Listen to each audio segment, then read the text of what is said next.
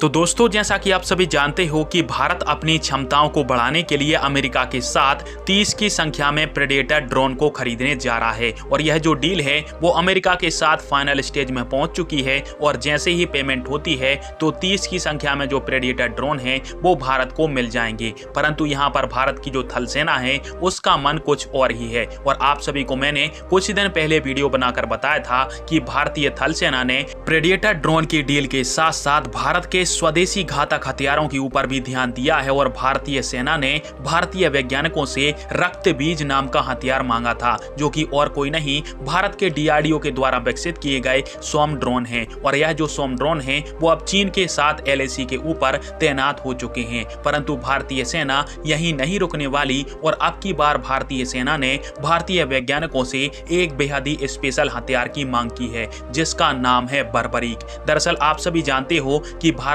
के पास अभी फिलहाल में कोई बड़े ऐसे ड्रोन नहीं हैं जिनमें हथियारों को लगाकर दुश्मन देश से भारत की सुरक्षा की जा सके और इसके लिए भारत रुस्तम 2 और इसके अलावा हेरोन TP ड्रोन को हथियारों के माध्यम से लैस कर रहा है। परंतु इन ड्रोनों में अभी 1-2 साल का समय लग जाएगा और इसलिए भारतीय सेना ने भारतीय वैज्ञानिकों से बर्बरीक को मांगा है। अब दोस्तों, यह जो बर्बरीक है वो है तो आखिरकार ड्रोन ही, जो कि छोटे साइज का है। पर आप सभी इसके छोटे साइज पर मत जाइए, क्योंकि अक्सर हमेशा जहां पर छोटी चीज काम आ जाती है वहां पर बड़े बड़े धुरंधर भी मात खा जाते हैं और इसी प्रकार से काम करता है भारत का स्वदेशी ड्रोन बर्बरीक। दरअसल दोस्तों, इस ड्रोन के अंदर 5-5 किलो के 4 बम या फिर मिसाइलें आप फिट कर सकते हो और यह ड्रोन कम से कम 50 किलोमीटर की रेंज में जाकर दुश्मन देश के ऊपर मिसाइलों को फायर कर सकता है। इतना ही नहीं, यह जो ड्रोन है वो 200 से लगाकर 250 किलोमीटर प्रति घंटे की रफ्तार से उड़ता है और इस ड्रोन को आप जमीन से 3 किलोमीटर की ऊंचाई पर उड़ा सकते हो। साथ में यह बेहद ही आसानी से